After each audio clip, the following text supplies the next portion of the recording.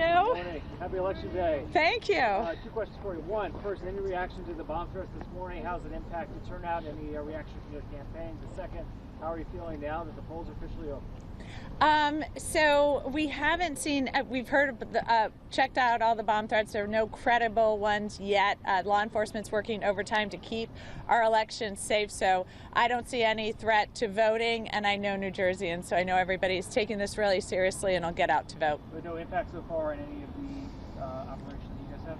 No, I mean, obviously this is an attempt to suppress the vote here, and I don't think New Jerseyans take very kindly to that kind of tampering in our election system. This campaign has certainly gotten quite bitter in the final stretch here. I'm just curious, now that it's here, what do you think is going to be the top issue on voters' minds, and if you had to shore up your chances today, size up your chances today, how are you feeling? So this race has been about affordability, and that's because I speak to thousands and thousands of New Jerseyans sometimes a day. And the thing on their minds is cost, both utility costs, housing costs, healthcare costs, and then how they keep getting worse under this administration with the tariffs, with the One Big Beautiful Bill, with the recent attacks on the Gateway Tunnel. In the halls of Congress here, you're a former federal prosecutor. I largely think that was something that we were talking about in 2024. We've just not seen that on the ground. We've seen, rallies with thousands of people. The early vote, the vote by mails look very, very good. We've surpassed the firewall we wanted to put in place today, the blue firewall, which is, the numbers are looking good. So we just are going to run through the tape and continue getting out every vote. Vaughn. Congressman, hi. There's a lot of folks here in this off-year election that are looking at Virginia and looking at your race. To folks beyond New Jersey that may not even be all that familiar with you and your candidacy, to the rest of the country, what should they be looking at from your candidacy, and if you win tonight, what it means for the Democratic Party as a whole going to the midterms?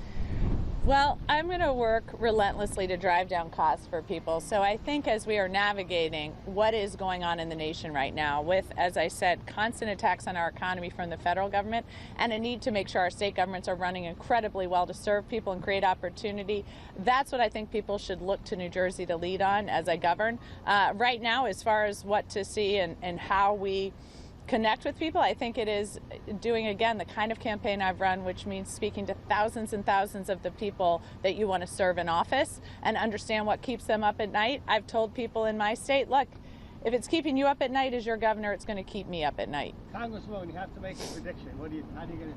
How's it going to turn out? I think I'm going to do quite well today. Thanks. If you're victorious tonight, as governor, how soon would you give up your U.S. House seat, and when would you call for a special congressional election? We've been totally focused on this election. We'll be in touch with the leadership of the House to make sure that we're doing that as smoothly as possible for the people of New Jersey. So if you served in the military, how would you?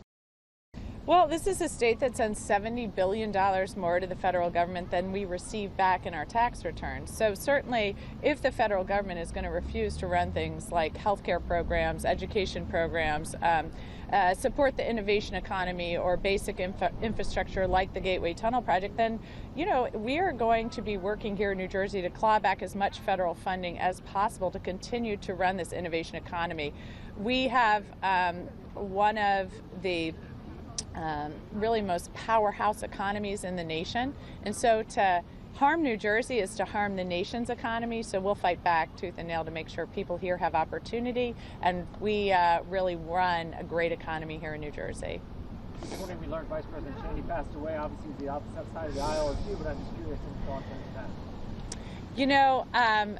I was in the military when Cheney was vice president, and I certainly found myself on the opposite side of a lot of decisions he made at that time, but I could not have respected him more when so many of the attacks started to come from the Republican Party on our constitutional protections, the rights and freedoms we have, basic decency.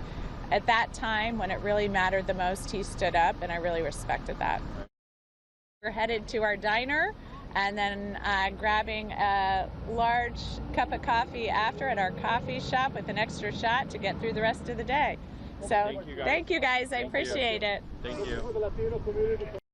The Latino community is incredibly important, our fastest growing community. We've done tons of work with them. They too, our most entrepreneurial community, so working hard on affordability and making sure small businesses thrive is front and center. Thank you guys. Thank you guys. Thank you guys.